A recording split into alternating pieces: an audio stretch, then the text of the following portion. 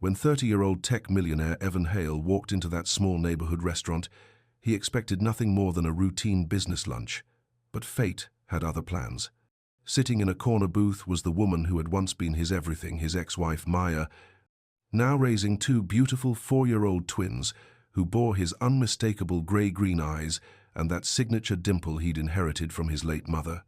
The secret she'd kept for 4 years was about to shatter both their worlds, because Maya had tried to tell him about the pregnancy, but pride and fear had built walls between them that seemed impossible to tear down. Now, as those innocent children looked up at the stranger their mother once loved, Evan faced the most important choice of his life. Would he fight for the family he never knew he had, or would his past mistakes cost him everything that truly mattered? This is a story about second chances, the courage to choose love over pride, and the transformative power of showing up when it matters most.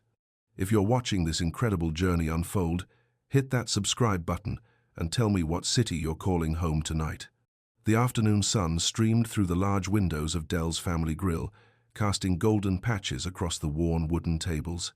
The lunch rush was winding down, and the familiar sounds of clinking dishes and quiet conversation filled the cozy restaurant. Maya Carter moved between tables with practiced ease, her dark hair pulled back in a neat bun, a gentle smile lighting up her face as she checked on the last few customers. At 30, Evan Hale had built his tech services company from nothing. His success showed in his confident stride and the expensive watch on his wrist, but today, something felt different. He'd arranged to meet a potential client at Dell's, a recommendation from a friend who insisted their comfort food was unmatched. As he pushed through the glass door, the bell above chimed softly. The restaurant felt like stepping back in time. Checkered tablecloths, mismatched chairs that somehow worked together, and the scent of fresh bread and simmering soup. Evan scanned the room for his client, then froze. There, at a corner booth, sat a woman he'd never expected to see again, Maya. His ex-wife looked up from cutting a sandwich into small pieces, her movements careful and practiced. The years had been kind to her. She looked radiant, her brown skin glowing in the afternoon light. But it wasn't just Maya that made his breath catch. 2 small children sat across from her in the booth. A boy and a girl, maybe 4 years old, sharing a plate of French fries and giggling over some private joke. The little girl had pigtails tied with purple ribbons, while the boy's hair was cut short and neat. They were beautiful children, clearly well cared for and loved. And they both had his eyes. Not just similar eyes, his exact eyes. The same unusual grey-green color that people always commented on. The same shape, the same long lashes. The little boy even had the distinctive dimple in his left cheek that Evan had inherited from his mother. Maya must have felt his stare because she looked up. Their eyes met across the restaurant, and he watched her face go through a dozen emotions in seconds: surprise, fear, something that might have been sadness, and then a careful blankness that he remembered too well. His phone buzzed. A text from his client. "Sorry, family emergency. Rain check?" Evan barely glanced at the message. His feet carried him forward without his permission, weaving between tables until he stood beside Maya's booth. Up close, the resemblance was even stronger. The little girl, she had Maya's smile but his nose. The boy was quieter, watching Evan with curious eyes that were like looking in a mirror. "Maya." His voice came out rougher than he'd intended. "Evan." She set down the knife she'd been using to cut sandwiches. Her hands were steady, but he could see the tension in her shoulders. "This is unexpected." The children looked between the adults, sensing something important was happening but not understanding what. "Mama, who's that?" the little girl asked, her voice sweet and clear. Maya's jaw tightened slightly. This is Evan, an old friend." "Friend?" The word stung more than it should have. "Hi," Evan said softly, crouching down to be at their eye level. "What are your names?" "I'm Naya," the girl said proudly. "And that's my brother Noah. He doesn't talk much to strangers, but he's really funny when you get to know him." Noah gave a small wave, then buried his face against Maya's arm with a shy giggle. "Nice to meet you both." Evan's voice was gentle, but inside his mind was racing. 4 years old. Maya had been pregnant when they divorced, but she'd never told him. Had she even known? "We should probably finish lunch," Maya said carefully. "The kids have quiet time after this." "Of course." Evan straightened, his legs feeling unsteady. Maybe we could talk sometime, when it's convenient for you. Maya was quiet for a long moment, studying his face. Whatever she saw there must have satisfied her because she gave a small nod. Email me, she said quietly. Same address. But Evan? She looked directly at him, and her voice carried a warning. No surprises, not with them involved. He nodded, understanding completely. These children, his children, if his racing heart was right, they came first. They had to. No surprises, he agreed. Naya was watching their conversation with bright, intelligent eyes.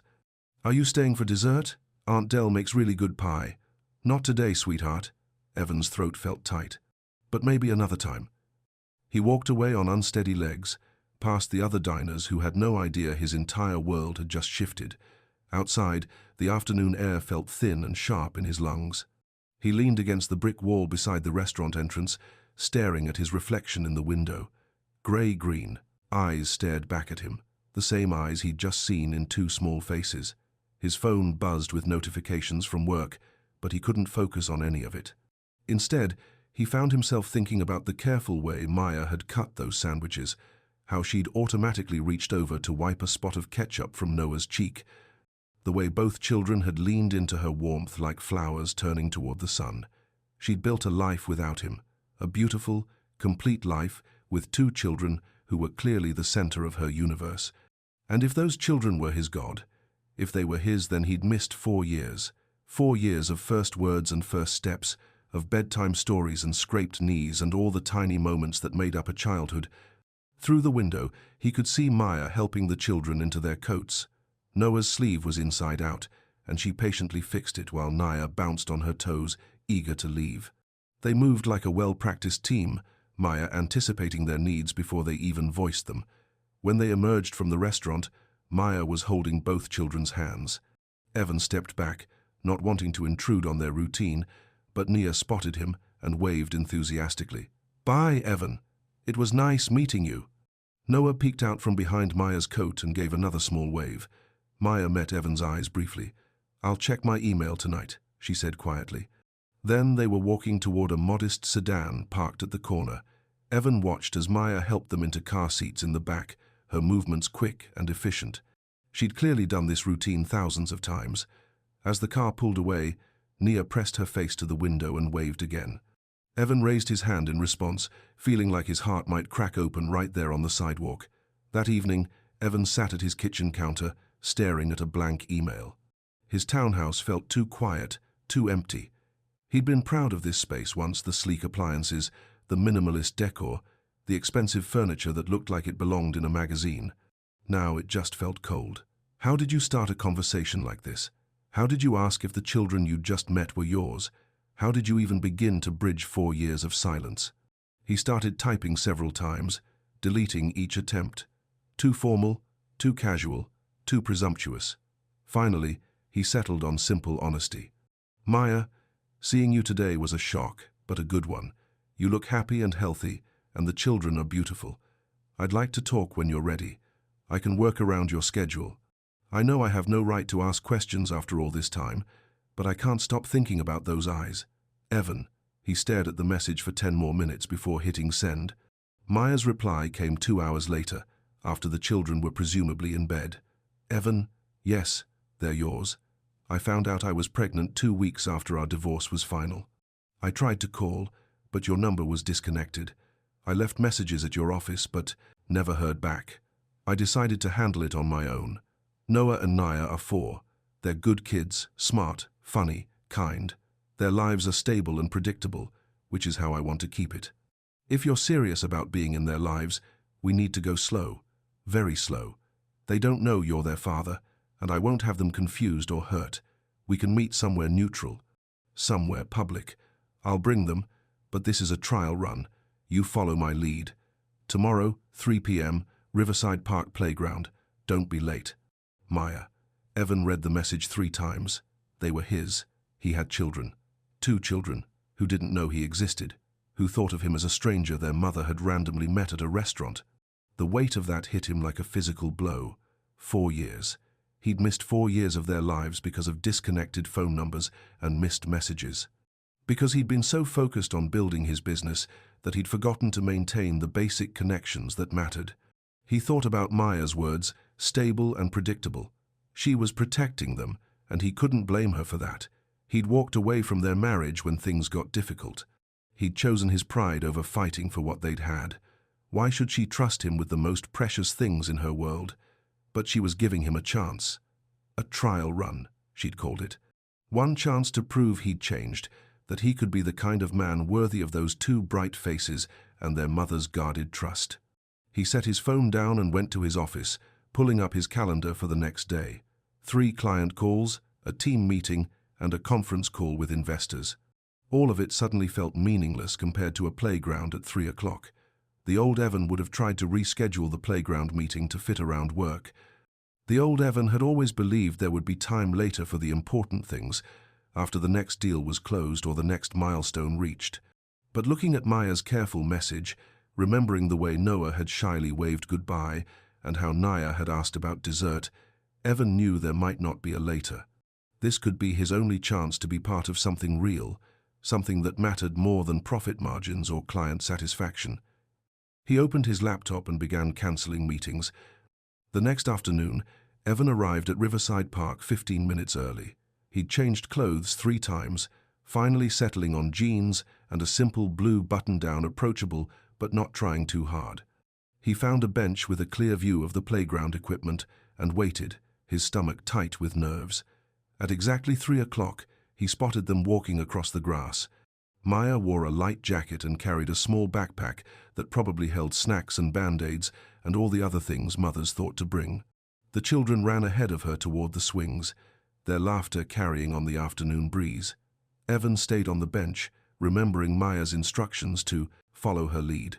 She settled on a bench about 20 feet away, close enough to supervise but giving him space to breathe.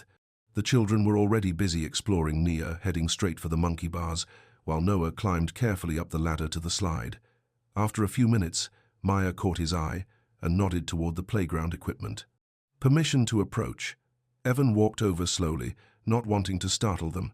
Nia was hanging from the monkey bars, her face scrunched in concentration as she tried to swing to the next rung.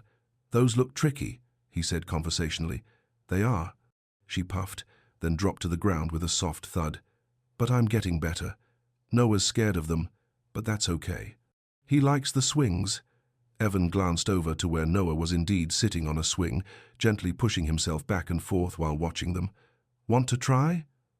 Naya asked, pointing at the monkey bars. Evan looked up at the bright yellow bars, clearly designed for much smaller hands than his. "I don't know if they'll hold me," Naya giggled. "You're silly. Of course they won't, but you could try the big kid stuff over there." She pointed to a section with pull-up bars and other fitness equipment. "Maybe later," Evan said. "Those swings look pretty good too." He followed her over to where Noah was still swinging gently. The little boy looked up when they approached, his grey-green eyes serious and thoughtful. "Hi, Noah," Evan said softly. "Maya said you like the swings." Noah nodded but didn't speak. "He's shy," Nia explained, climbing onto the swing next to her brother. "But watch this. Noah, do the thing with your feet." Noah's face lit up with a small smile. He lifted his legs straight out in front of him as he swung, creating a satisfying tapping sound when his sneakers hit the ground on each pass. "That's really cool," Evan said, meaning it. "Did you figure that out yourself?" Noah nodded proudly, then did it again, this time adding a little rhythm. Tap, tap, pause. Tap, tap, pause. "He's making a song," Naya said. "Noah makes songs with everything. Show him the hand thing, Noah." But Noah had gone shy again, hiding his face behind his hands with a giggle. Evan found himself smiling, really smiling for the first time in years. These children were perfect. They were funny and sweet and so completely themselves. And somehow, impossibly, they were his. "Can you do the foot thing too?" Nia asked Evan. "I don't know. These swings might be a little small for me. Try the bigger one." She pointed to an adult-sized swing at the end of the row. Evan glanced back at Maya, who gave another small nod. Permission granted. He settled carefully onto the larger swing, feeling ridiculous but oddly happy. When he lifted his legs and tapped his feet on the ground like Noah had done, both children dissolved into delighted giggles. "You're doing it wrong," Naya informed him. You have to make the pattern. Noah, show him. Noah, emboldened by his sisters. Encouragement, demonstrated again. Tap, tap, pause. Tap, tap, pause. Evan tried to copy the rhythm, but his timing was off. The children found this hilarious, and soon they were all laughing together as Evan deliberately messed up the pattern, making increasingly silly variations until even shy Noah was giggling openly.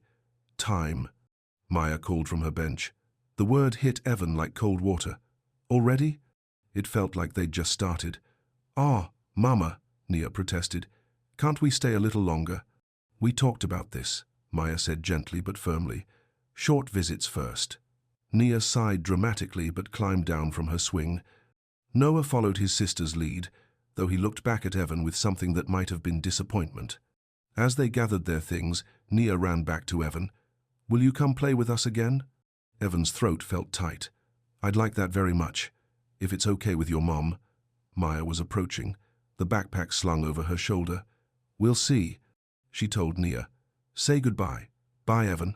Nia threw her arms around his legs in a quick hug that nearly knocked him over with its sweetness.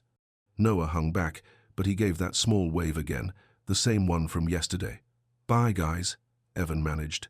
Thanks for teaching me the foot song. As they walked away across the grass, Evan heard Nia chattering to her mother. He's funny, Mama, and he's really tall.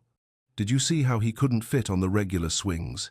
Maya's response was too quiet for Evan to hear, but she looked back once before they reached their car. The look wasn't unfriendly, but it was measuring, still deciding whether he could be trusted with the most important parts of her world. Evan sat back down on the bench and watched their car disappear around the corner. His phone had been buzzing with work calls and messages, but for once, he didn't care. Nothing at the office seemed important compared to the memory of two children's laughter, the way Noah had finally smiled, the feel of Nia's quick hug around his legs. He had missed 4 years. 4 years of playground songs and swing set giggles and bedtime stories. 4 years of being needed and loved and trusted. But maybe, just maybe, he hadn't missed everything. Maybe there was still time to be the father those beautiful children deserved, if he could prove to Maya that he'd learned how to stay. That evening, Maya's text was brief but not unkind. Thursday, 4 p.m., library story time. Same rules. Evan saved the date immediately, cancelling a conference call that had been scheduled for weeks. The old Evan would have tried to negotiate a different time, would have put work first and family second. But the old Evan had never heard Noah's laugh, or felt Nia's arms around his legs. The old Evan had never understood what he was really fighting for. Thursday couldn't come soon enough. The children's section of the Riverside Library buzzed with activity when Evan arrived 10 minutes early on Thursday. Parents and caregivers filled child-sized chairs arranged in a semicircle, while toddlers crawled between their legs and older children flipped through picture books. The librarian, a woman with silver hair and paint-stained fingers, was setting up an easel near the front. Evan found a seat in the back row, trying to look casual while his eyes searched for Maya and the twins. They arrived right on time, Maya carrying a small tote bag, while Noah and Nia held hands beside her. Both children wore matching green shirts and jeans, their hair neatly combed. Maya spotted Evan immediately and gave him a brief nod before settling the children in the third row. Nia bounced in her seat, clearly excited, while Noah sat quietly, his hands folded in his lap. Even from the back, Evan could see they were perfect, well-behaved but not stiff, comfortable in this routine they'd obviously done many times before. "Good afternoon, everyone," the librarian called out. "I'm Miss Janet, and today we're reading about friendship. Who can tell me what makes a good friend?" Hands shot up around the circle. Nia's hand was one of the highest. "The little girl in the green shirt," Miss Janet said with a smile. "A good friend shares," Nia announced proudly. "That's right. What else?" "They don't lie," called out an older boy. "They help when you're sad," added a girl with pigtails. Noah raised his hand tentatively. Miss Janet noticed and nodded encouragingly. They listen," Noah said quietly, but his voice carried clearly in the hushed space. "Oh, that's wonderful," Miss Janet said. "Listening is one of the most important things friends do for each other." Evan felt something warm spread through his chest. Noah was thoughtful, careful with his words. He reminded Evan of himself at that age, always thinking before speaking, watching the world with serious eyes. Miss Janet opened the book, and the room fell quiet except for the soft rustle of pages and the occasional whisper between parent and child. The story was about a rabbit who learned to share his carrot garden with a new neighbor, and Miss Janet read with animated voices that made the children giggle. Everything was going perfectly until Miss Janet rang a small brass bell to signal the end of the story. The sharp, bright sound cut through the quiet library like a fire alarm. Noah's hands flew to his ears, his face crumpling as the unexpected noise sent him into immediate distress. His quiet whimper quickly escalated to panicked crying. Maya was up in an instant, her arms around Noah, but he was too overwhelmed to be comforted. Other parents were starting to stare, some with sympathy, others with the barely concealed judgment that came when someone else's child disrupted a peaceful moment. Evan didn't think. He slipped out of his chair and made his way quickly to where Maya was trying to soothe Noah, who was now crying harder, his small body shaking with the force of his upset. "Hey, buddy," Evan said softly, crouching down beside Maya. That bell was really loud, wasn't it? Noah's crying didn't stop, but his eyes found Evan's through his tears. "I don't like loud sounds either," Evan continued in the same gentle voice. "Want to try something that helps me? We can count our breathing. In for 3, out for 3. Like this," Evan demonstrated, making his breathing visible and audible. 1, 2, 3 in. 1, 2, 3 out. Maya looked surprised but didn't stop him. Naya had moved closer, her face worried for her brother. "Can you help us count, Naya?" Evan asked. "Noah's really good at counting." Nia nodded seriously and knelt beside her brother. "Noah, let's count like Evan. You're the best counter." Something about his sister's voice seemed to reach Noah. His sobs became hiccups, and he tried to copy Evan's exaggerated breathing. 1, 2, 3. In and out. "That's perfect," Evan said. "You're doing great. Let's do it 3 more times." By the 3rd round, Noah's breathing had steadied. His face was still blotchy and tear-stained, but the panic had passed. He leaned against Maya's chest, exhausted but calmer. "Well done." Maya murmured to both children, then looked at Evan with something that might have been gratitude. "Thank you." "Loud sounds are tricky," Evan said to Noah. "But you handled it really well once you remembered how to breathe." Noah nodded solemnly, then surprised everyone by reaching out and patting Evan's hand, a small gesture of thanks. The librarian approached with concern. "Is everything okay? I'm so sorry about the bell. I should have warned everyone." "He's fine," Maya said firmly.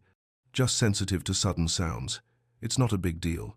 But Evan could see the tension in Maya's shoulders, the defensive way she'd positioned herself slightly in front of Noah. She was used to protecting him from people who didn't understand, who thought his sensitivity was something to be fixed rather than accommodated. "The bell surprised me too," Evan said to Miss Janet. "Maybe next time a gentle countdown first? In 3, 2, 1? "That's a wonderful suggestion," Miss Janet said warmly. "I'll definitely try that." As they gathered their things to leave, Naya slipped her hand into Evan's. "You made Noah feel better," she said simply. That was nice. Outside the library, Maya strapped the children into their car seats while Evan waited nearby, not sure if he should leave or if she wanted to talk. The decision was made for him when Noah spoke up from the back seat. "Evan," he said clearly, "thank you for the breathing." It was the first time Noah had said his name, and it hit Evan like a punch to the chest. "You're welcome, buddy. You did all the hard work. I just helped you remember how strong you are." Maya finished buckling Nia's seatbelt and straightened, studying Evan's face. Whatever she saw there seemed to satisfy her. "Saturday?" she said quietly.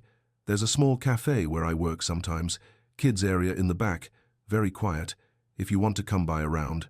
"Too? I'd like that," Evan said. "Very much." As their car pulled away, Evan stood on the library steps feeling like something fundamental had shifted. Noah had trusted him in a moment of vulnerability. Naya had taken his hand without hesitation, and Maya had let him help instead of stepping in to handle everything alone. It was a small beginning, but it felt enormous. His phone rang on the drive home, his assistant checking about the conference call he'd cancelled. "Reschedule it," Evan said without hesitation, "and clear my Saturday afternoon." Something important came up, because for the first time in years, something actually was more important than work. 2 somethings, actually, with grey-green eyes and the sweetest smiles he'd ever seen. Maya's cafe was exactly what Evan had expected, warm, welcoming, and filled with the scent of fresh coffee and baked goods. Dell's Morning Cup sat on a tree-lined street in the older part of town, its windows decorated with hand-painted flowers and a chalkboard sign advertising the daily specials. A bell chimed softly as Evan pushed through the door, but this bell was gentle, warm, nothing like the sharp library bell that had upset Noah. The main seating area was busy with the usual Saturday afternoon crowd, college students with laptops, families sharing oversized muffins, an elderly couple reading separate sections of the newspaper. Maya emerged from behind the counter, wiping her hands on a flour-dusted apron. Her hair was pulled back in a practical ponytail, and she looked perfectly at home in this space, confident and competent, in a way that made Evan realize how much of her life he'd never known. "You found it," she said simply. "GPS," he admitted, plus the smell of cinnamon rolls from 2 blocks away. That earned him a small smile. "Aunt Dell's recipe. I've been trying to perfect it for months." She led him toward the back of the cafe, past the main seating area to a smaller room that had clearly been designed with families in mind. Low tables, cushioned bench seating, and a corner filled with books and quiet toys. Noah and Naya were already there, sharing a plate of apple slices and taking turns coloring in a large book. "Evan!" Nia jumped up immediately, her face bright with excitement. "Look, we're coloring a dragon." Noah made it purple with orange spots. "That's very creative," Evan said, crouching down to admire their work. "I like the spots." "Did you two plan the colors together?" "Noah picked purple because it's his favorite," Naya explained, "and I picked orange because it's bright and happy. Mama says we make a good team." Noah looked up from his careful coloring and nodded seriously. "Good team," he repeated quietly. Maya returned with a cup of coffee for Evan and a plate of what looked like homemade cookies. "Sample batch," she explained. "I'm testing a new recipe." Evan took a bite and closed his eyes. The cookie was perfect, soft but not too sweet, with hints of vanilla and brown butter. "This is incredible, better than anything I've had at those fancy downtown places." "You don't have to flatter me," Maya said, but he could see she was pleased. "I'm not. I'm serious. You could sell these anywhere." Maya settled into the seat across from him while the children continued their coloring project. "I do sell them. Here, mostly, but I've been thinking about expanding. Maybe a weekend farmer's market stand." "That's a great idea. Have you looked into the permits?" "Some. It's complicated, and I don't have a lot of extra time for research." Evan found himself leaning forward, interested. "I could help. I mean, if you want. I deal with permits and licensing for my business. It's mostly paperwork and knowing who to call." Maya's expression became carefully neutral. "You don't need to do that. I know I don't need to. I want to. You've built something really beautiful here, Maya. You should be proud." Before she could respond, Noah appeared at Evan's elbow, holding up a red crayon. "Help?" he asked quietly. Evan looked at the coloring book, then at Maya, who nodded. "What do you need help with, buddy?" Noah pointed to a section of the dragon's wing. "Too hard," he said simply. The area Noah indicated was filled with intricate scales that would indeed be challenging for small hands. Evan took the crayon and began carefully outlining a few of the scales, working slowly so Noah could see the technique. "Like this?" Evan asked. Noah nodded and took the crayon back, his tongue poking out in concentration as he tried to copy Evan's careful strokes. When he successfully completed a scale, his face lit up with pride. "Good job," Nia cheered from across the table. "Now do more."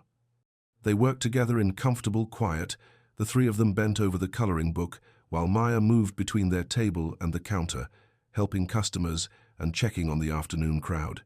Evan found himself watching her work the way she remembered exactly how each regular customer liked their coffee, how she genuinely listened when people talked, how she made even the smallest interaction feel personal and warm.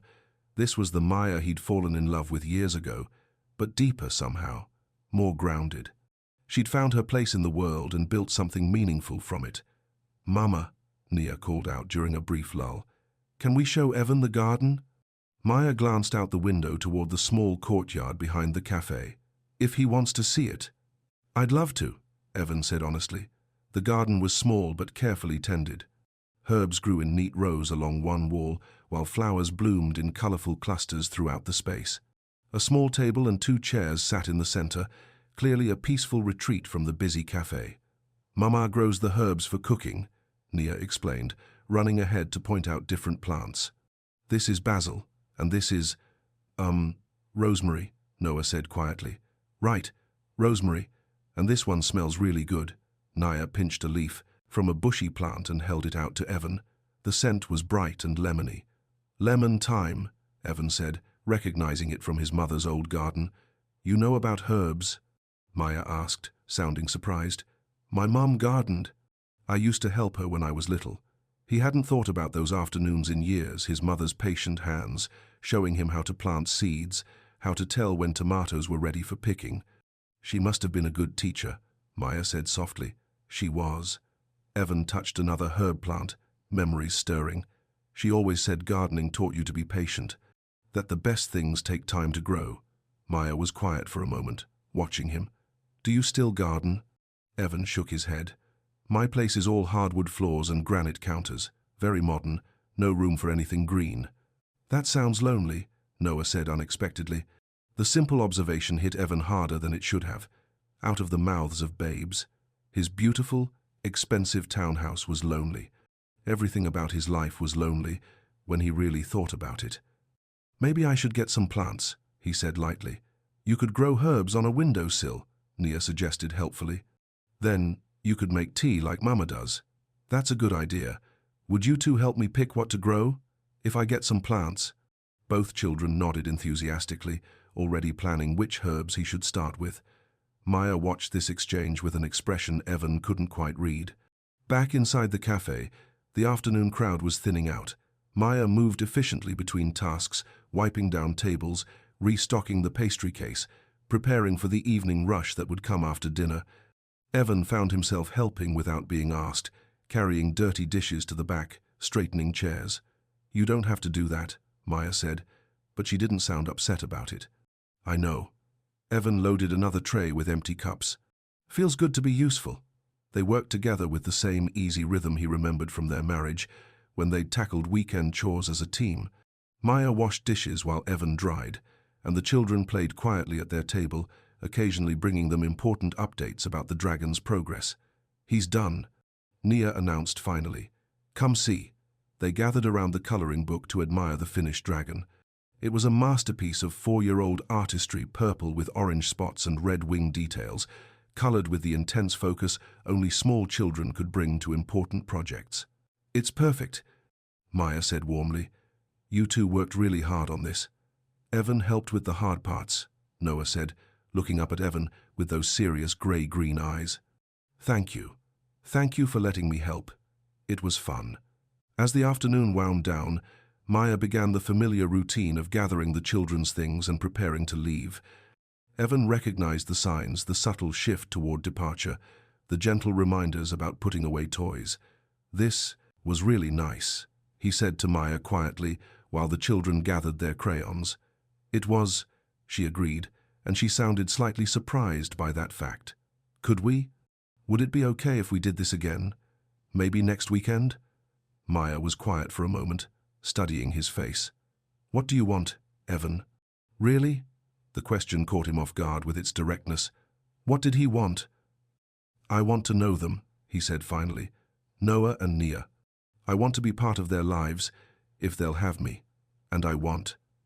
He paused, then forced himself to be completely honest. "I want to try again with you, if you'll let me. Not rushing back into anything, just trying. Seeing if we can do better this time." Maya's expression was carefully neutral, but he could see her thinking, weighing his words against whatever defenses she'd built around herself and the children. "They like you," she said finally. "That's not something I expected. I like them too, a lot. And me." Evan met her eyes directly. "I never stopped loving you, Maya, even when I was too stubborn and scared to fight for us." She was quiet for a long time. The children had finished cleaning up and were waiting patiently by the door, ready for the next part of their Saturday routine. "One day at a time," Maya said finally. "That's all I can promise right now. One day at a time is perfect." Evan agreed. As they walked toward the front of the cafe, Nia slipped her hand into Evan's with the casual trust of childhood. Noah walked beside them, carrying the coloring book carefully. "Will you come color with us next week?" Nia asked. Evan looked at Maya, who gave a small nod. "I'd love to," he said. "Maybe we can start a new picture. Something even bigger than a dragon." "Like what?" Nia asked, already planning. "I don't know. What's bigger than a dragon?" Noah considered this seriously. "Two dragons," he said finally. Evan laughed, surprised and delighted by the unexpected humor. "You're absolutely right. Two dragons it is." As he walked to his car, Evan could hear the children's voices carrying on the evening air, already discussing what colors the two dragons should be. Maya's voice joined theirs, warm and patient, guiding them toward their next destination. For the first time in years, Evan didn't want to check his phone or think about work or plan the next move in his business strategy.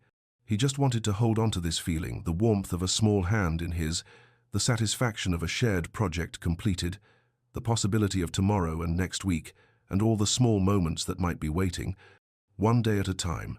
It was the most hopeful thing he'd heard in years. The following Tuesday arrived grey and drizzle-soaked, the kind of weather that made everyone move a little slower and speak a little quieter. Evan had been checking his phone obsessively since Monday, hoping for a text from Maya suggesting another meeting. When it finally came Tuesday morning, it wasn't what he'd expected. Emergency. At the cafe. "Aunt Dell's sick. Need someone to watch N&N for 2 hours while I handle lunch rush. If you're free and want to help." "No pressure." Evan snapped his laptop shut without finishing the email he'd been writing. 20 minutes later, he was standing outside Maya's apartment building, his heart racing with nerves and excitement in equal measure. Maya answered the door, looking frazzled but grateful. Her hair was escaping from its ponytail, and she wore the flour-dusted apron that meant she'd been baking since dawn. "You came," she said, relief evident in her voice. "Of course I came." Evan stepped inside, taking in the warm chaos of a real family home. Toys were scattered across the living room floor, children's artwork covered the refrigerator, and the scent of cinnamon and vanilla lingered in the air like a promise. "They've already had lunch," Maya said, grabbing her purse and a light jacket. "Nap time is at 1:30. Nia will fight it, but she needs it, or she'll be cranky tonight. Noah goes down easy. There are snacks in the kitchen if they get hungry, and my number's on the fridge. I should be back by 3 at the latest." "Maya." Evan caught her arm gently as she rushed past. "Breathe." "I've got this." She stopped, really looking at him for the first time since he'd arrived. "You don't know their routines. What if they get upset?" "What if?" "Then I'll figure it out. Kids are resilient, right? And if there's a real emergency, you're 15 minutes away." Maya nodded, but he could see the worry in her eyes. Leaving the children with someone new, even their father, was clearly not easy for her. "Mama," Nia appeared in the doorway, wearing a princess dress over her regular clothes. "Evan's here. Are you going to work now?" "Yes, baby. Evan's going to stay with you and Noah until I get back. You remember our rules about guests? Be polite, use inside voices, and no jumping on the furniture," Nia recited dutifully. "Good girl." "Where's your brother?" Reading in his room. "He's being quiet because he knows you're worried about Aunt Dell." Maya's expression softened. Even at 4, Noah was remarkably attuned to the emotions of the adults around him. After Maya left with a final worried look over her shoulder, Evan found himself alone with his children for the first time. The significance wasn't lost on him, but he tried not to let the weight of it show. "So," he said, settling onto the living room floor, where Nia was arranging a tea party. "What's the plan for this morning?" "Tea party first," Nia announced. "Then we have to wake up Noah because he's been reading forever, and Mama says too much reading makes your eyes tired." "That sounds like a good plan." "Can I join the tea party?" "You have to use a fancy voice," Nia informed him, seriously. "And you have to hold your pinky up like this," she demonstrated, with her plastic teacup. Evan spent the next 20 minutes being thoroughly educated in the finer points of imaginary tea service. Nia was a demanding hostess, correcting his posture and insisting he compliment the invisible cucumber sandwiches with appropriate enthusiasm. When they went to collect Noah, they found him curled up on his bed with a picture book about trucks, his finger tracing the words he recognized. He looked up when they appeared in his doorway, his serious eyes taking in Evan's presence in their home. "Hi, buddy," Evan said softly. "Nia thinks you've been reading long enough. Want to join us in the living room?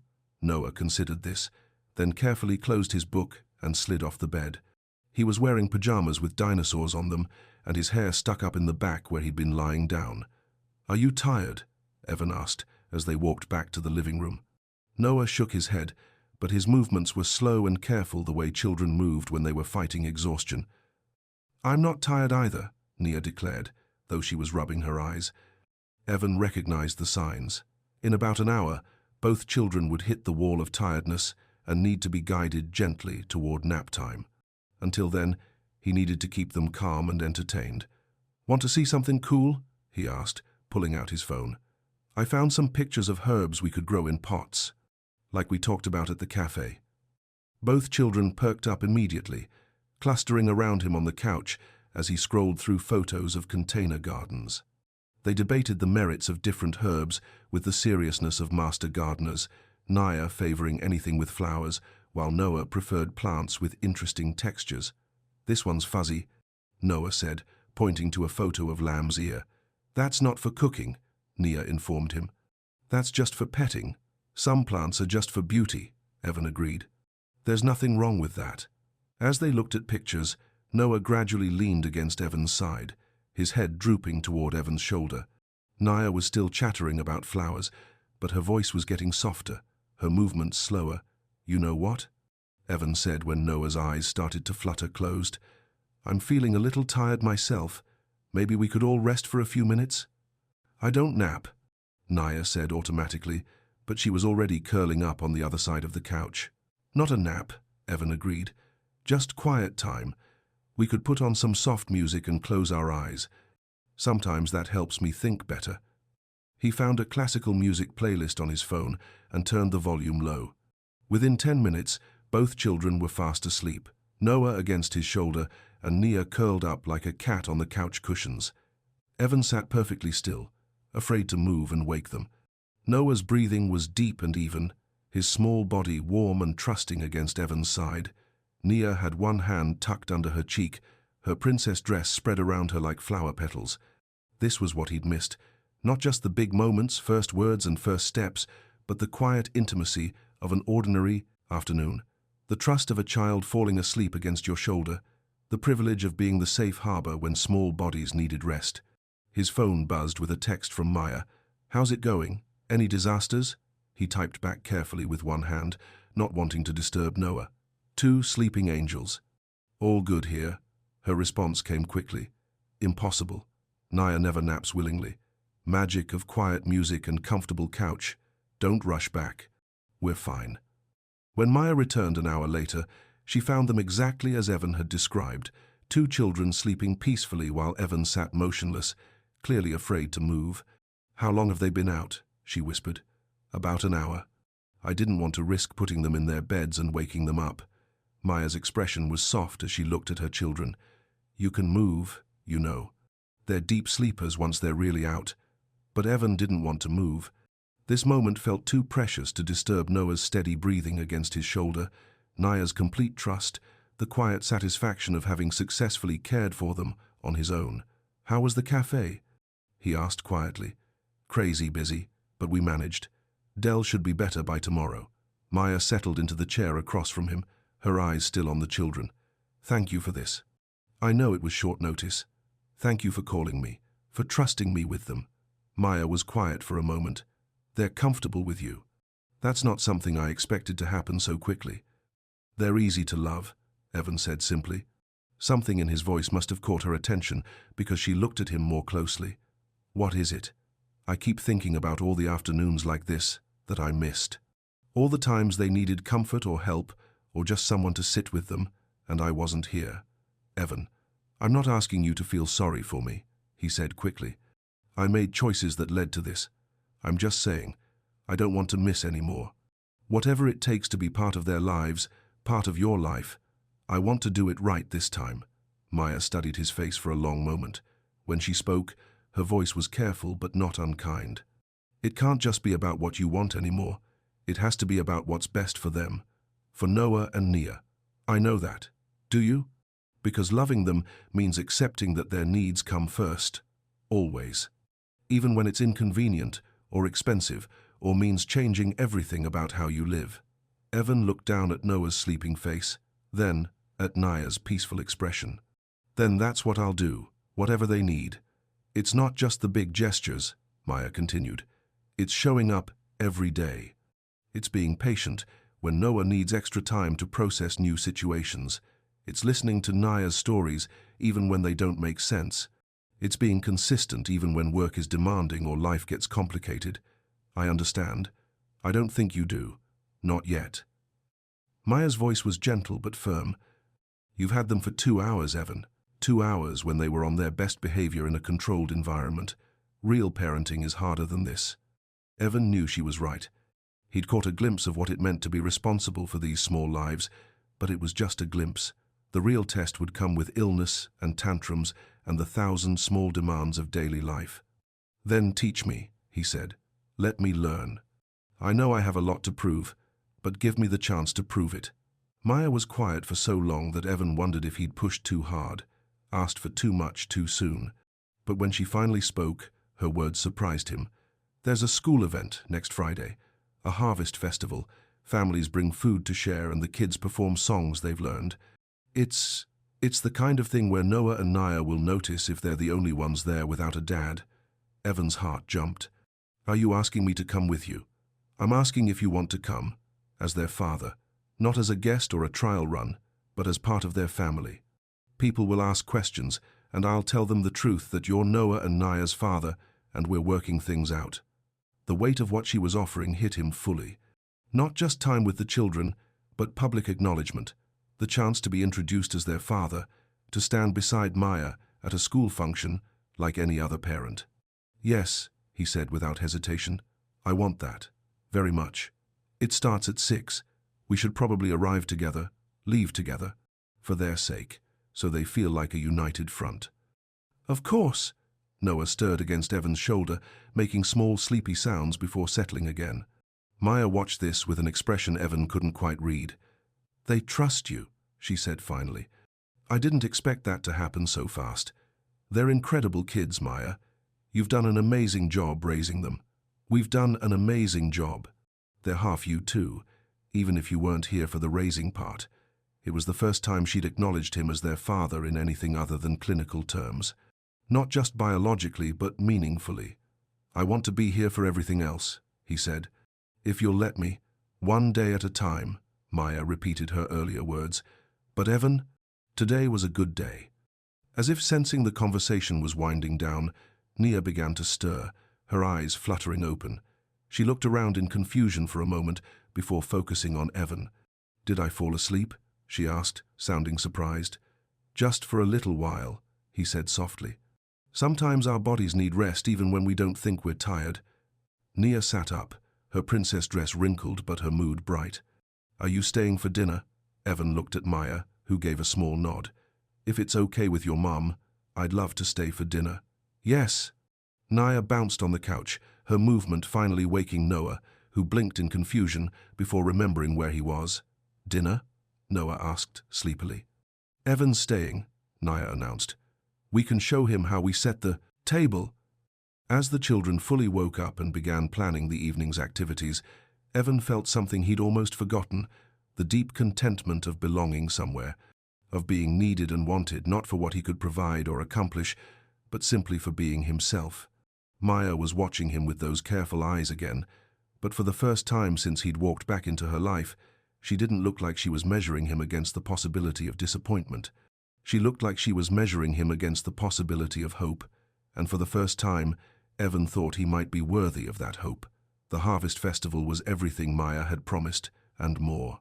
Roosevelt Elementary's gymnasium had been transformed into an autumn wonderland, complete with paper leaf garlands, carved pumpkins, and the warm scent of apple cider and homemade cookies. Parents filled folding chairs arranged in neat rows while children in their best clothes fidgeted with excitement backstage. Evan straightened his tie for the 4th time, more nervous than he'd been for any business presentation. Maya looked beautiful in a deep blue dress that brought out the warm tones in her skin, her hair swept back in a style that was both elegant and practical for chasing children. Noah and Nia had been dressed with special care, Noah in khakis and a button-down shirt, Nia in a yellow dress with a sweater that she'd insisted matched her brother's outfit. "You look perfect," Evan told them as they walked toward the school entrance. "Both of you." "I know," Naya said with 4-year-old confidence. "Mama said I look like a sunflower." "You do," Evan agreed. "And Noah looks very handsome and grown up." Noah ducked his head with a shy smile, but Evan caught the pleased expression that crossed his face. Inside the gymnasium, they found seats near the front where the children would be able to see them easily during their performance. Almost immediately, other parents began approaching Maya with greetings and curious glances at Evan. "Maya!" A woman with short auburn hair and paint-stained fingers hurried over. "I was hoping you'd be here, and this must be the mysterious father I've heard whispers about." Evan felt his stomach tighten, but Maya's response was calm and natural. "Susan, this is Evan Hale. Evan, Susan Chen. Her daughter Emma is in the twins class." "Nice to meet you," Evan said, offering his hand. "Emma's the one who helped Nia with her shoelaces that first week, right?" Susan looked surprised and pleased that he knew this detail. "Yes, that's our Emma. Always looking out for the littler ones." She turned to Maya with undisguised curiosity. "So you two are working things out," Maya said simply. "Day by day." It was exactly the right amount of information, honest without being defensive, clear without inviting further questions. Other parents approached throughout the evening, and Maya handled each introduction with the same calm grace. Evan found himself relaxing as he realized that most people were simply happy to see Maya looking content. "She's been alone with those kids for too long," he overheard one father say to his wife. "Good for her if she's found someone who treats them right." The comment stung because it was true. Maya had been raising Noah and Nia alone for 4 years, handling everything from midnight fevers to parent-teacher conferences without backup. But it also filled him with determination to be the partner and father they all deserved. When the lights dimmed and the program began, Evan's attention focused completely on the small stage at the front of the gymnasium. The kindergarten class performed first, singing a song about falling leaves with hand motions that only half the children remembered. Then came the first grade with a poem about harvest time, and finally the preschool classes. Noah and Naya's class took the stage wearing construction paper, pilgrim hats, and Native American headbands, their teacher standing to one side with an encouraging smile. Naya spotted them immediately and waved enthusiastically, her face bright with excitement. Noah found them a moment later and gave a more reserved wave, but his smile was genuine. "The children have been practicing a song about thankfulness," the teacher announced. "They'll tell us what they're thankful for, and then we'll all sing together." One by one, the children stepped forward to share their gratitude. Emma Chen was thankful for her new baby brother. Marcus Williams was thankful for his dog. When it was Naya's turn, she stepped forward confidently. "I'm thankful for my family," she said in her clear, sweet voice. "My mama and my brother Noah, and my daddy who comes to play with us now." Evan's throat tightened unexpectedly. "Daddy." She'd called him Daddy in front of everyone, claiming him publicly as part of her family. Noah's turn came next, and he approached the microphone more hesitantly. For a moment, Evan worried he might freeze, but then Noah spoke in his quiet, thoughtful way. "I'm thankful for people who help when things are too loud," he said, his eyes finding Evan's in the audience. "And for people who know about counting breaths." Maya reached over and took Evan's hand as the class began their song. Her fingers were warm and slightly trembling, and he realized she was as moved by the children's words as he was. After the program ended, and they'd taken the obligatory photos with other families, they made their way to the fellowship hall for the potluck dinner. Maya had brought her famous cinnamon rolls, and Evan watched with pride as other parents complimented them and asked for the recipe. "Family recipe," Maya would say with a small smile, "passed down from my aunt." The children ran between tables with their classmates, their earlier nervous energy transformed into pure joy. Evan found himself in conversation with other fathers about everything from work to weekend plans, slipping naturally into the rhythm of parent small talk. "First school event?" asked Jim Martinez, whose son was in Noah's class. "Yeah, I've missed a few years, but I'm hoping to make up for lost time. They grow fast," Jim said knowingly. "My advice? Show up for everything you can. They remember who was there." As the evening wound down, they gathered coats and said goodbyes. In the car, Both children chatted excitedly about the program, their friends, and the dessert table they'd thoroughly investigated. "Did you see Marcus fall down during the song?" Nia giggled. "He got right back up, though. That was brave." Mrs. Peterson said. "I did a good job speaking into the microphone," Noah added quietly. "She said my voice was very clear." "You both did beautifully," Maya said. "I was so proud of how you shared what you were thankful for." "Daddy looked happy when I said about family," Nia observed. "His eyes got watery like when you watch sad movies." Evan caught Maya's amused glance in the rearview mirror. "Those were happy tears," he explained. "Sometimes grown-ups cry when they're very happy." "That's silly," Nia declared. "But okay." Back at Maya's apartment, the children changed into pajamas while Maya started their bedtime routine. Without being asked, Evan found himself helping gathering toys that needed to be put away, filling water cups for bedside tables, locating the specific stuffed animals required for peaceful sleep. "Story time," Maya announced when both children were in their pajamas with teeth brushed and faces washed. They gathered in Noah's room, which had become the designated story location. Maya settled in the middle of the narrow bed with one child on each side, and after a moment's hesitation, Evan sat in the small chair beside the bed. "What should we read tonight?" Maya asked, looking at the small bookshelf beside the bed. "The one about the bear," Nia requested. "Which bear book?" Noah asked seriously. "We have 5 bear books. The one where the bear can't sleep," Nia clarified. Maya found the requested book and began reading in the gentle, expressive voice that made even familiar stories feel magical.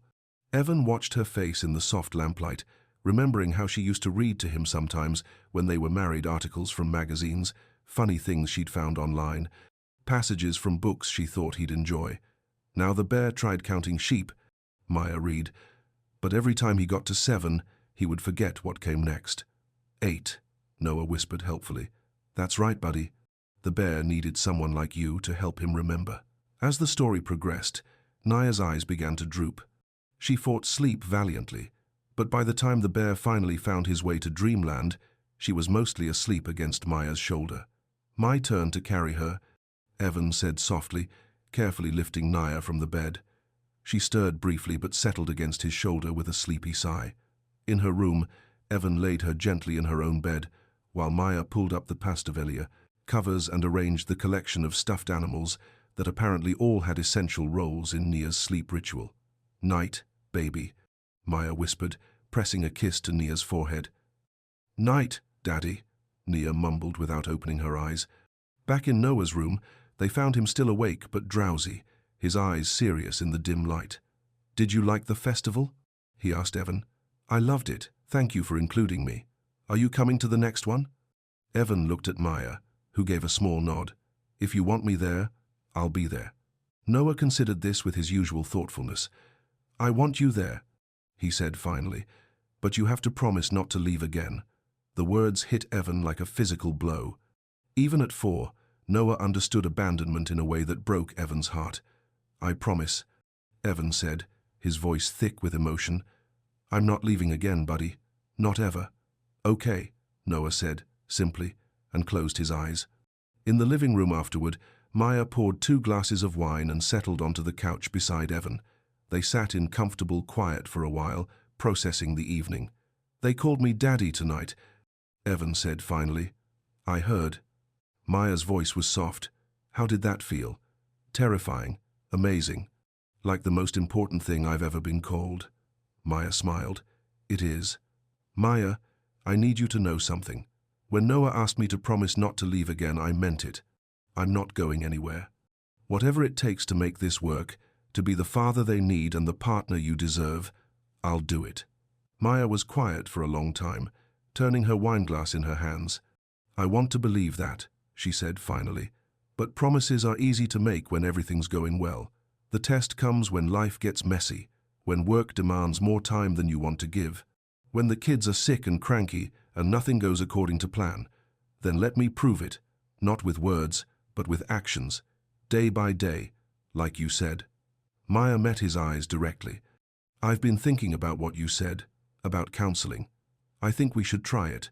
Not couples therapy necessarily, but family counseling, learning how to co-parent effectively." How to put the children first even when we disagree about things. I'd like that. Whatever helps us be better parents. And I've been thinking about something else. Maya's voice became more hesitant. The kids have been asking why you don't stay for breakfast sometimes, why you always leave at bedtime. Evan's heart jumped, but he kept his voice careful. What have you told them?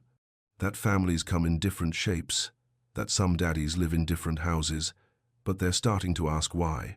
She paused, then looked at him directly. I'm not ready for you to move in. I'm not ready for us to be a couple again. But maybe we could try having you stay over sometimes. In the guest room, so they can have the experience of waking up with both parents in the house. The offer was more than Evan had dared hope for. Ah, you sure? No, Maya said honestly, but I'm willing to try. For them, if you think you can handle breakfast duty and morning chaos and all the unglamorous parts of family life. I want all of it, Evan said without hesitation. Faun, the chaos and the unglamorous parts and everything in between. I want to be here when they wake up with bad dreams and when they're excited about something and when they just need someone to tie their shoes. Maya smiled. And for the first time since he'd walked back into her life, it was the same warm, unguarded smile he remembered from their early days together. Okay then, she said. Let's try. That night, Evan lay in the small guest room, listening to the sounds of a house settling around a sleeping family. Down the hall, he could hear the soft whisper of central air and the occasional creak of old floorboards. It was nothing like his sleek townhouse with its modern soundproofing and sterile perfection. It was better. It was home. For the first time in 4 years, Evan fell asleep, knowing that when he woke up, there would be small voices calling for breakfast and tiny feet running down the hallway and the warm chaos of a family beginning another day together. He was exactly where he belonged. The smell of pancakes and coffee pulled Evan from sleep at 6:30 the next morning. For a moment, he was disoriented. His own townhouse didn't smell like vanilla and cinnamon, didn't have the soft sounds of a family stirring to life. Then memory flooded back, and he smiled into his pillow before sitting up. Down the hall, he could hear Maya's voice mixing with the children's chatter, the familiar morning symphony of, "Did you brush your teeth?" and "Where did you put your socks?" and "No, you cannot have cookies for breakfast." Evan pulled on jeans and a sweater, ran a hand through his hair, and padded toward the kitchen in bare feet. The scene that greeted him was beautifully chaotic. Maya at the stove, flipping pancakes while simultaneously braiding Naya's hair. Noah at the small table, carefully cutting his pancake into perfect squares, and syrup somehow already decorating both children's faces, despite breakfast having barely begun. "Morning," he said softly, not wanting to disrupt the routine but wanting them to know he was there. "Daddy." Nia bounced in her chair, nearly toppling her orange juice.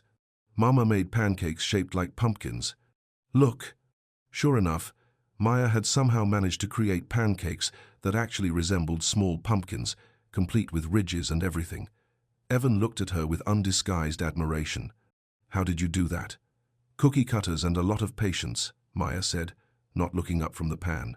"Coffee's fresh, and there's orange juice in the fridge." "You don't have to—" "I want to help," Evan interrupted gently. "What can I do?" Maya glanced at him, then at the chaos surrounding them. "Noah needs help with his shoelaces, and Naya's backpack is somewhere in the living room disaster zone. School starts in 45 minutes. Evan knelt beside Noah's chair, where the 4-year-old was frowning at his sneakers in concentration. "Hey, buddy." "Shoelace troubles." "They don't want to stay tied," Noah said seriously. "I do it like Mama showed me, but they come undone." "Let me see your technique," Evan said, watching as Noah carefully formed loops and pulled them through. His method was correct, but loose, the kind of tying that worked for practice but wouldn't survive a morning of playground activity. "You've got the right idea," Evan said. "Want to try a trick my dad taught me? It's called the double knot, and it's like giving your shoes a really strong hug so they can't wiggle loose." For the next few minutes, they worked together on perfecting Noah's shoe-tying technique. Meanwhile, Nia had finished her pancakes and was explaining to Maya in great detail why her purple shirt absolutely had to be worn today, because it matched the flowers on her backpack. "Purple flowers need purple shirts," Nia said with unshakable 4-year-old logic. "Otherwise they get lonely." "Of course they do." Maya agreed solemnly. though Evan caught the smile tugging at her lips. The next half hour passed in a blur of morning routines, backpacks packed, permission slips signed, a minor crisis when Noah couldn't find his library book, eventually located under the couch cushions, and the delicate negotiation over whether Naya could wear her dress-up jewelry to school, compromise reached with a simple necklace that wouldn't violate the dress code. 15 minutes, Maya announced, wiping syrup off both children's faces with the efficiency of long practice. Bathroom, teeth, and then we leave. As the children scattered to complete their final preparations, Maya began the familiar dance of clearing breakfast dishes and gathering her own work supplies. Evan found himself naturally falling into the rhythm, loading the dishwasher while Maya packed lunch boxes, wiping down the table while she gathered her purse and keys. "You don't have to," Maya started again. "Maya," Evan paused in his dish loading to look at her directly. "If we're going to make this work, all of us, as a family, then I need to be part of the real stuff.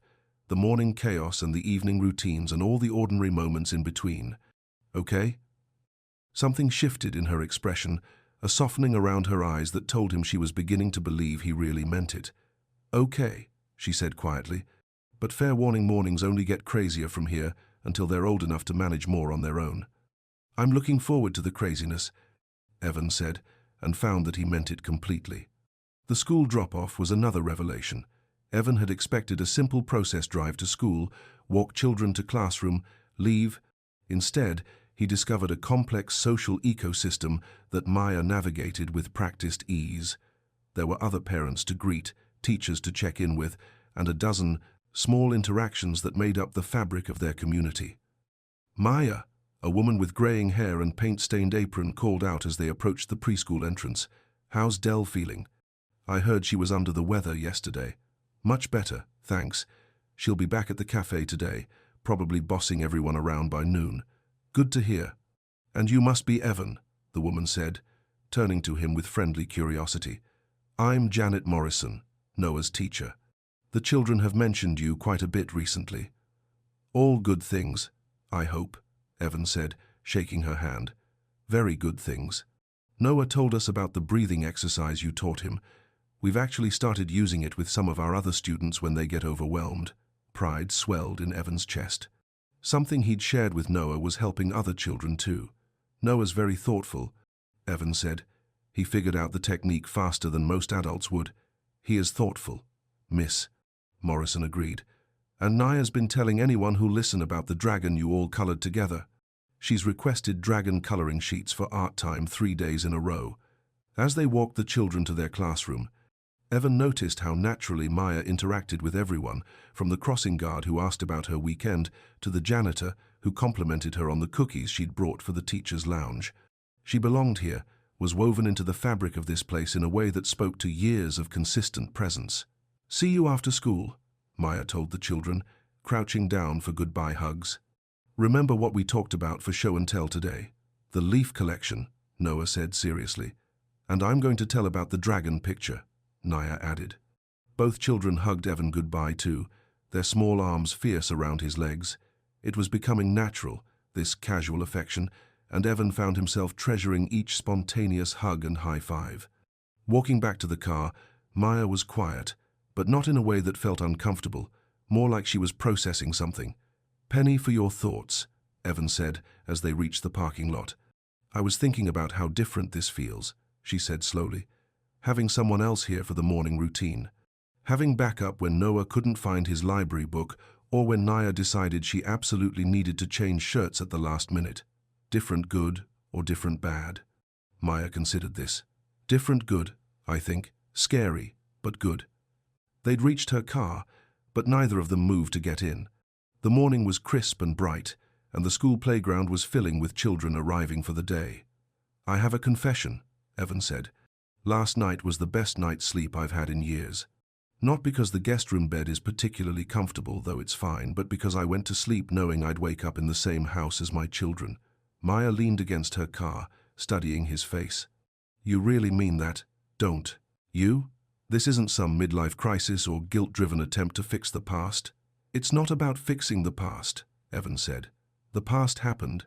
We can't change that I missed 4 years or that our marriage fell apart. or any of the mistakes we both made, but we can choose what happens next. And I choose this, choose them, choose you, choose showing up every day, even when it's hard.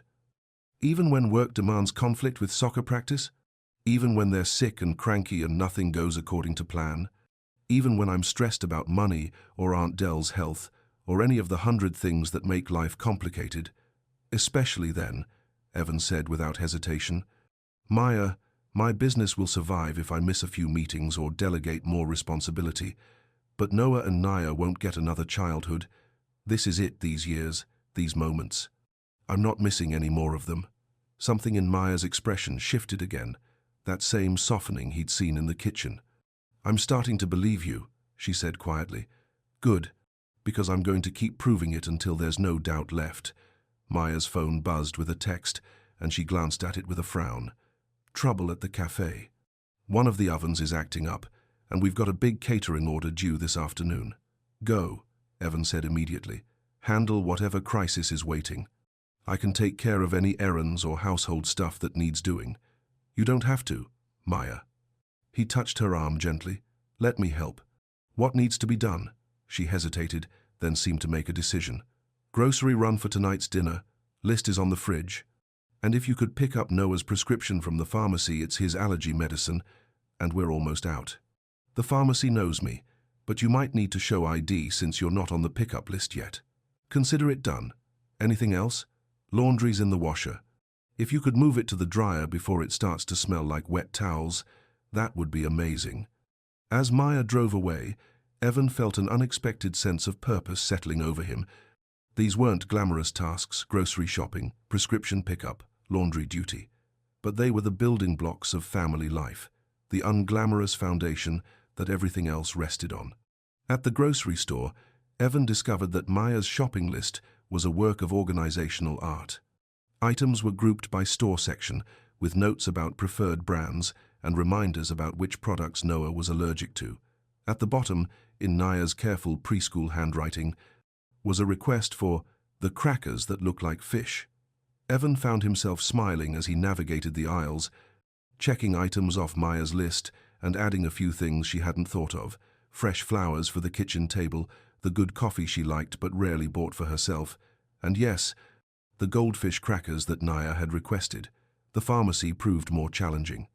As Maya had predicted, Evan's name wasn't on the authorized pickup list for Noah's medication. I'm his father, Evan explained to the pharmacist, a tired-looking woman with kind eyes. But his mother usually handles pickups. I understand, but we need authorization from the parent listed on the account. Insurance regulations, you know. Evan felt a flash of the old frustration, the urge to use his business voice and demand exceptions. But then he thought about Maya's careful trust, the way she was slowly letting him into their world. Could I call his mother and have her authorize the pickup? She's dealing with a work emergency, but I know she'd want him to have his medication. The pharmacist's expression softened. Of course. We just need verbal authorization and confirmation of the child's birthday. 5 minutes later, prescription in hand, Evan felt a small surge of satisfaction. One more small step toward being a real part of their lives, not just a visitor passing through. Back at the apartment, he moved the laundry, put away groceries, and started prep work for dinner based on the recipe Maya had left on the counter. By the time his phone rang with a work call, he'd fallen into the rhythm of domestic life so completely that the business world felt like an intrusion. Evan, where are you? His assistant's voice carried a note of panic. The Morrison meeting moved up to this afternoon, and I can't find the Peterson files anywhere. The files are in the blue folder on my desk, Evan said, continuing to chop vegetables for dinner. And I'll need to attend the Morrison meeting remotely. Something important came up, important enough to miss a face-to-face with our biggest client. Yes, Evan said, without hesitation. Set up the video call for 3 o'clock. I'll be available then. After hanging up, Evan realized he'd just made a choice that would have been unthinkable 6 months ago. He'd put family before business, chosen to be present for his children's after-school routine over impressing clients. And it felt absolutely right.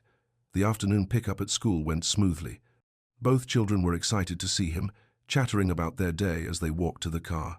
Noah had successfully shared his leaf collection for show and tell, while Nia had captivated her classmates with the story of the two-dragon coloring project. And then Marcus said he wanted to color dragons too, Nia reported as Evan buckled her into her car seat. So, maybe we should make more dragon pictures for everyone. That sounds like a great idea, Evan said. We could have a whole dragon art gallery. At home, they fell into what was apparently the standard after-school routine.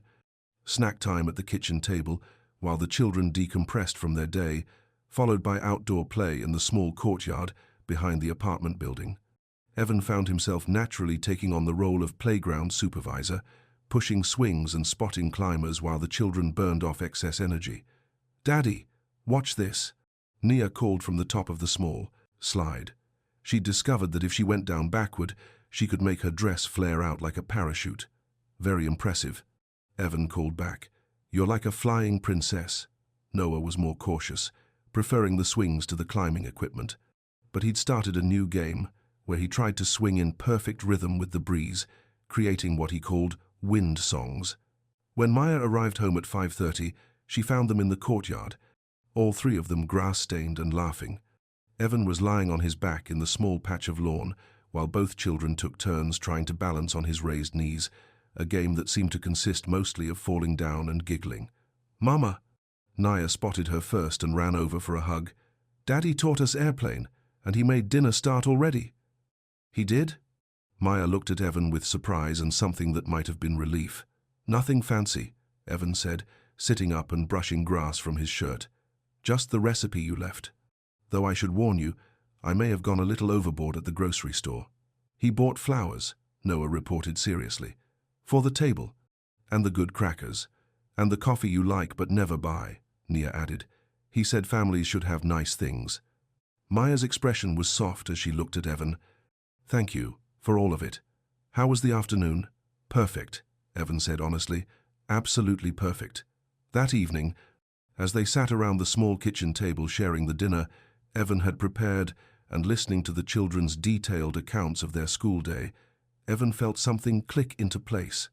This was what he'd been missing, not just his children's lives, but the daily rhythm of family, the comfort of belonging to something larger than himself. "Daddy," Nia said as Maya started the bedtime routine, "are you staying over again tonight?"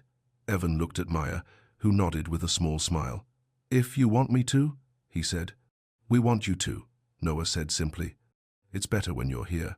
Later, after stories had been read and teeth brushed and both children tucked safely into their beds, Maya joined Evan in the living room with 2 cups of tea. "How was your day?" she asked, settling beside him on the couch. "Really? The honest version?" "Eye-opening," Evan said. "I had no idea how much coordination it takes just to get through a normal day with kids. The timing, the logistics, the backup plans for when things don't go according to schedule. And you still want to sign up for this chaos full-time?" Evan turned to face her fully. "Maya, today was the first day in years that I felt like I was exactly where I was supposed to be.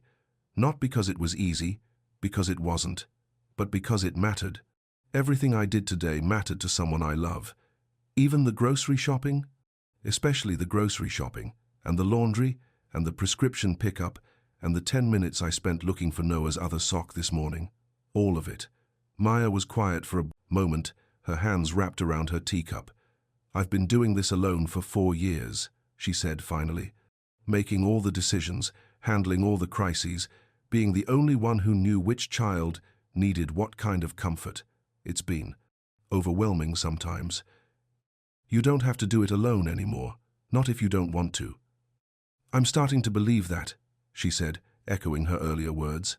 "But Evan, I need you to understand that if we do this, if we really try to be a family, there's no going back. These children have already been abandoned by their father once. I won't let it happen again." "It won't," Evan said firmly. "I promise you, it won't." Maya studied his face in the soft lamplight. Whatever she saw there seemed to satisfy her, because when she spoke again, her voice held a note of hope he hadn't heard in years. Then, "Let's try," she said simply. "Let's really try." That night, lying in the guest room listening to the gentle sounds of his family sleeping down the hall, Evan felt a peace he'd never experienced before.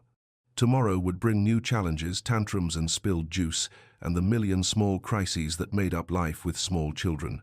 But he'd be there for all of it, present and accounted for, exactly where he belonged. For the first time in his adult life, Evan Hale was exactly where he wanted to be. 3 weeks later, Evan found himself sitting across from Dr. Sarah Chen in her warm, book-lined office, Maya beside him on the comfortable couch.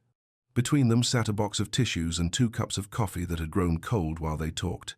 Noah and Nia were at Aunt Dell's for the afternoon, building gingerbread houses and being thoroughly spoiled, which gave the adults time to work on the harder conversations. "So you've been living together for almost a month now," Dr. Chen said, her voice gentle but direct. "How has that transition felt for everyone?"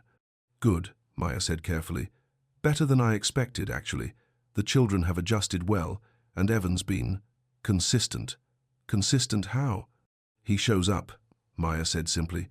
"Every morning, every pickup, every bedtime. When he says he'll be somewhere, he's there." "Doctor." Chen turned to Evan. "And for you, how has this arrangement felt?" "Like coming home," Evan said without hesitation, "but also humbling. I didn't realize how much I didn't know about day-to-day parenting. Maya's been incredibly patient with my learning curve." "What's been the biggest adjustment?" Evan thought for a moment. "Putting their needs first, automatically. In business, I'm used to weighing options, calculating costs and benefits. But when Nia wakes up with a nightmare or Noah needs help with something, there's no calculation. You just respond." "That's a good insight, Doctor," Chen said. "Maya, how does it feel to share those responsibilities now?" Maya was quiet for a long moment. "Scary," she admitted finally. "For 4 years, I've been the only one making decisions about their welfare, the only one they could count on. Letting someone else into that space feels like giving up control.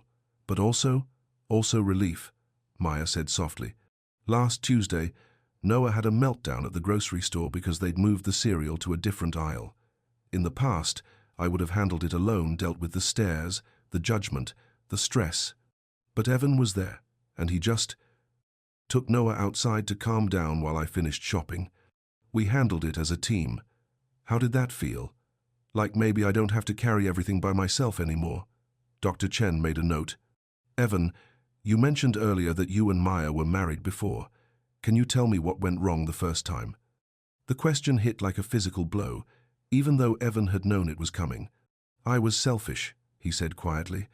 "I thought love was enough, that good intentions could substitute for actually showing up. When things got difficult, when Maya needed more support, when we disagreed about priorities, I chose my pride over fighting for us. Can you be more specific?" Evan glanced at Maya, who nodded encouragingly. "We were trying to have a baby.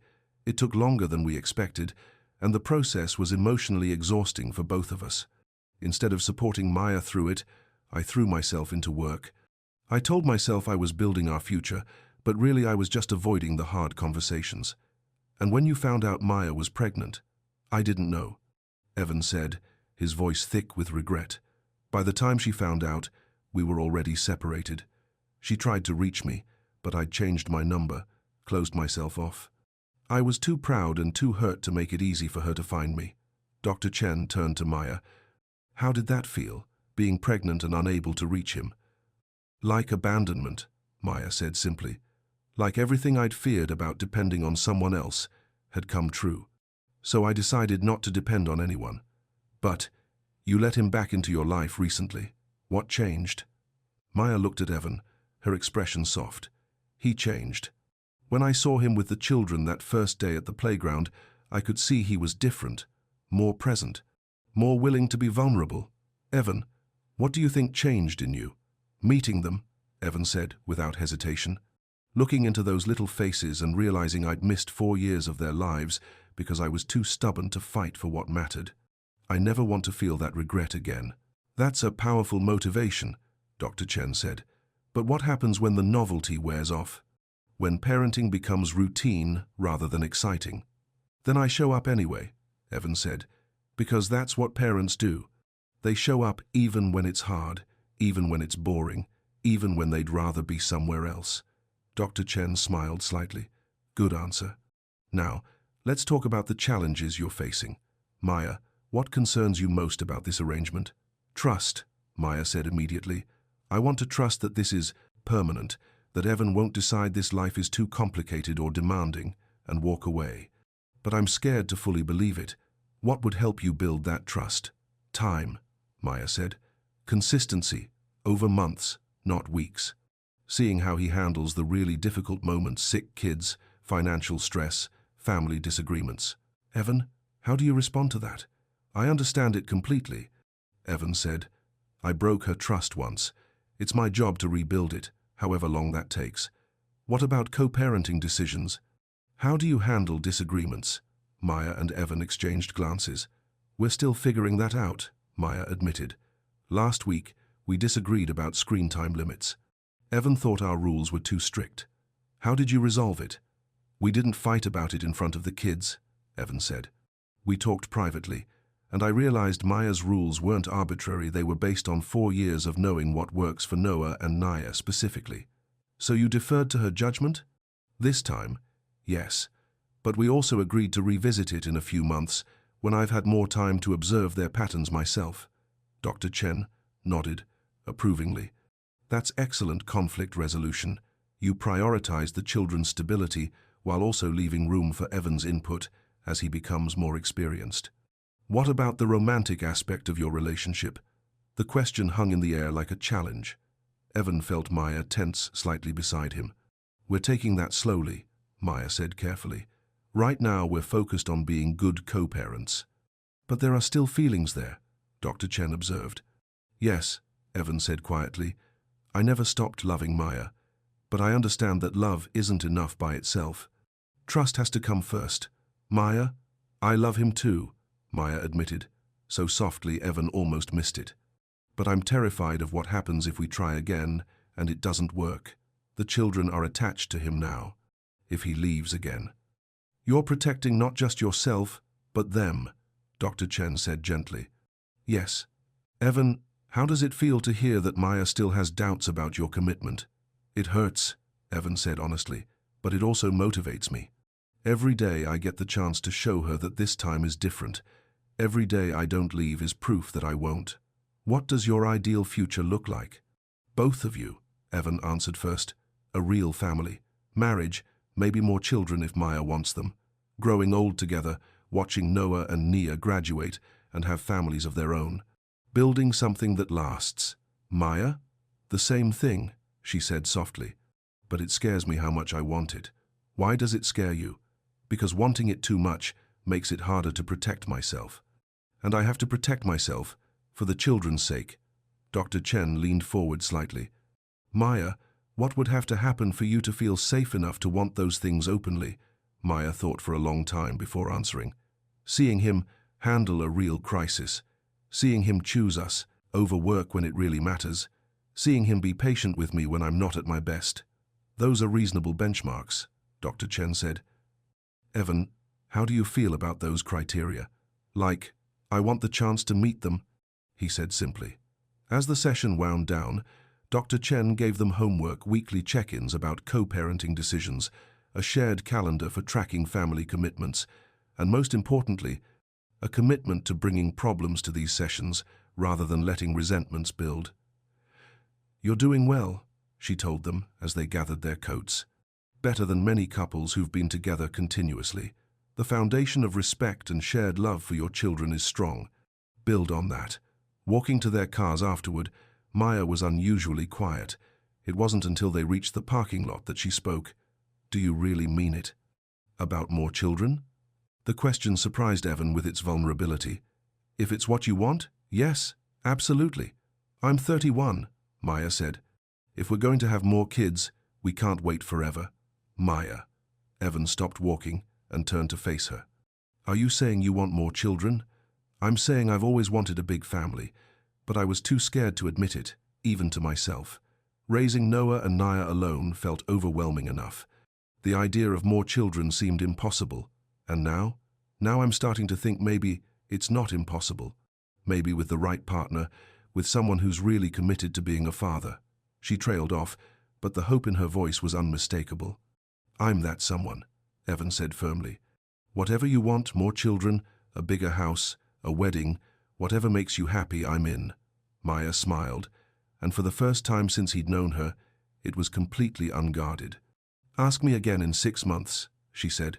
When you've survived your first stomach flu outbreak and your first parent-teacher conference and your first time dealing with me when I'm really stressed about something, I'm looking forward to all of a Blythe. It, Evan said, meaning every word.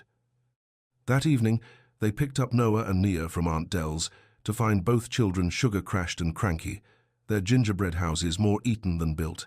Dell herself looked tired but happy, her apron dusted with flour and her kitchen showing signs of the afternoon's creative destruction. They were angels, Dell said, though the state of her kitchen suggested otherwise. Mostly. Nia might have licked all the icing off her house before trying to build with it. I was testing it, Nia said with dignity, though her face was still sticky with evidence. Of course you were, Maya said, hiding a smile. What did you think? Good icing? Very good icing, Nia confirmed, but not good glue. The drive home was quiet, both children exhausted from their afternoon of concentrated sugar consumption and creative expression. Noah dozed in his car seat while Nia stared out the window with the glazed expression of a child, coming down from a sugar high. At home, they moved through the evening routine with practiced efficiency baths to remove gingerbread remnants, dinner that neither child really wanted after their afternoon of treats, and an early bedtime for two very tired little people. No story tonight, Maya said gently as she tucked Nia into bed. Just sleep. But what if I can't sleep? Nia asked, suddenly worried. Then you lie very still and think about nice things, Evan said, smoothing her hair back, like dragons, or flowers, or that really good icing you tested today. Will you check on me if I have scary dreams? Of course. Both Mama and I will be right here. In Noah's room, they found him already half asleep, his hair still damp from his bath, and his favorite stuffed dog tucked under one arm. Good day? Evan asked softly. Noah mumbled. Aunt Dell said I'm a good helper. I cleaned up the flour. You're the best helper, Maya agreed, pressing a kiss to his forehead. Sleep well, sweet boy. In the living room afterward, they collapsed onto the couch with matching sighs of exhaustion. Sugar crashes are brutal, Maya said, rubbing her temples. Dell means well, but she doesn't have to deal with the aftermath. They'll sleep well tonight, though, Evan pointed out. True, and they had fun. That's worth a little crankiness. They sat in comfortable quiet for a while, the apartment peaceful around them. Outside, the November wind rustled the last leaves on the trees, and inside, their children slept safely in their beds. Evan? Maya's voice was soft in the lamplight. Thank you. For today, for the therapy session, for all of it. I know this isn't easy, learning to be part of a family, dealing with my trust issues, all the complicated emotions. Thank you for letting me try, he said simply. For giving me the chance to be the father they deserve and the partner you need. I'm starting to believe you might actually be both those things. I am both those things, Evan said, with quiet confidence. It just took me a while to figure out how to show it. Maya curled up against his side, her head on his shoulder, in a gesture that felt both familiar and new. Ask me again in 6 months, she repeated softly. Ask you what? About forever? About marriage and more babies and growing old together? Ask me when you've seen me at my worst and stayed anyway. Evan wrapped his arms around her, breathing in the scent of her shampoo and the lingering sweetness of the children's bath soap on her clothes. I'll ask you every day if you want me to, he said, until you're ready to say yes. Every day might be excessive, Maya said with a laugh that he felt against his chest. Maybe just the important days then.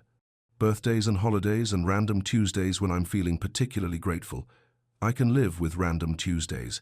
They stayed like that until Maya's breathing evened out and he realized she'd fallen asleep in his arms. For a moment, Evan considered waking her, suggesting they both head to their respective beds.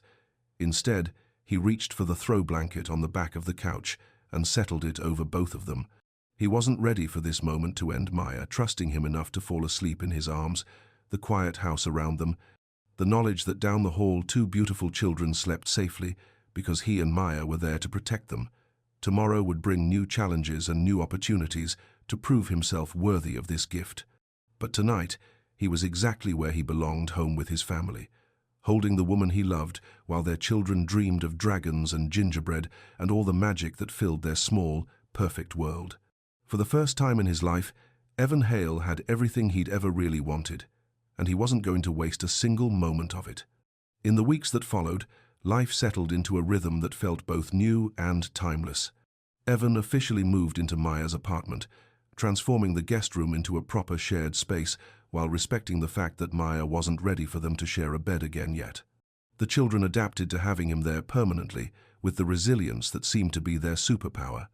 Naya appointed herself his morning alarm clock, appearing at his bedside each day at exactly 6:30 to inform him that breakfast doesn't make itself. Noah showed his acceptance more quietly, but Evan treasured the moment each evening when the little boy would appear with a book and simply say, "Story time?" Work required significant restructuring. Evan promoted his most trusted employee to partner, delegated major client relationships, and instituted a strict policy of no calls after 7 p.m. or before 8 a.m. His assistant initially panicked at the changes, certain that business would suffer. Instead, something interesting happened. With clearer boundaries and more focused attention during work hours, Evan found himself more productive than ever. Clients respected his professionalism, and his team stepped up to fill the gaps, growing in confidence and capability. Daddy's new job is being a daddy, Nia announced to anyone who would listen, and while it wasn't technically accurate, Evan couldn't argue with the sentiment. The real test came in December, during what Maya would later refer to as the week everything went wrong at once. It started on a Monday, when Noah woke up with a fever and the telltale flush of illness. By Tuesday, Nia was sick too, and Maya was fighting off whatever bug had invaded their household. Wednesday brought news that Aunt Dell had fallen and sprained her ankle, leaving the cafe short-staffed during their busiest season. Thursday morning, Evan's biggest client called an emergency meeting to discuss a potential contract worth more than his annual salary. The meeting was scheduled for that afternoon, the same time Maya had a doctor's appointment she couldn't reschedule, and both children were still too sick for school. The old Evan would have agonized over the decision, would have tried to find a way to attend the meeting while juggling family responsibilities. Instead, Evan called his partner without hesitation. "I need you to handle the Morrison meeting," he told Priya. "Family emergency. Evan, that's our biggest contract this year. Morrison specifically asked for you, then explained that my children are sick and I'm needed at home. If that's not acceptable to Morrison, then maybe he's not the kind of client we want." There was silence on the other end of the line. "Are you sure about this?" "Completely sure. You know the project as well as I do, and you're better with difficult clients anyway. Make the presentation, negotiate the terms, and text me if you need anything." When Evan hung up, he found Maya standing in the doorway, her face pale with exhaustion and something that looked like amazement. "You just walked away from how much money?"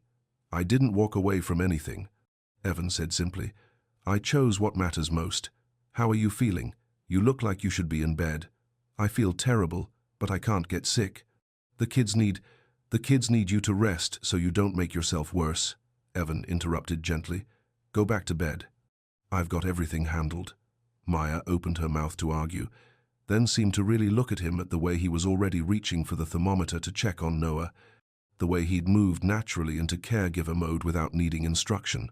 "Okay," she said quietly, "but if they need anything, I'll wake you up. I promise." The next 12 hours tested every parenting skill Evan had learned over the past months.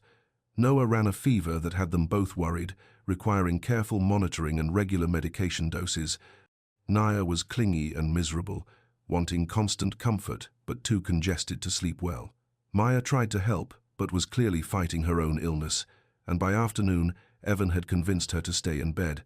That evening, when both children were finally sleeping peacefully and their fevers had broken, Evan sat in the darkened living room with a cup of tea and checked his phone.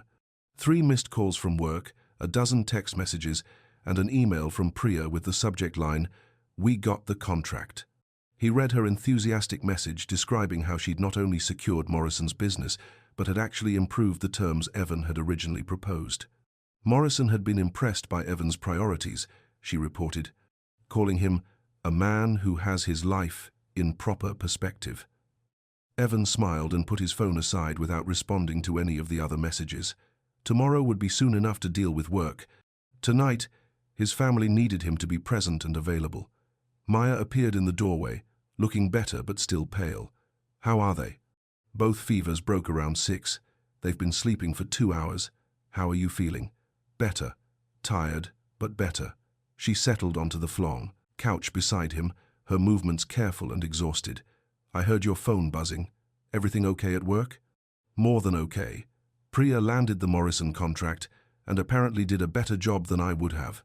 Maya stared at him. "You're not upset that you missed it?" "Maya, 3 days ago my daughter had a fever of 103. Today my son couldn't breathe through his nose and you could barely stand up. Where exactly was I supposed to be other than right here?" Something shifted in Maya's expression, the last wall of protective doubt crumbling away. "You really mean that?" "I mean that completely."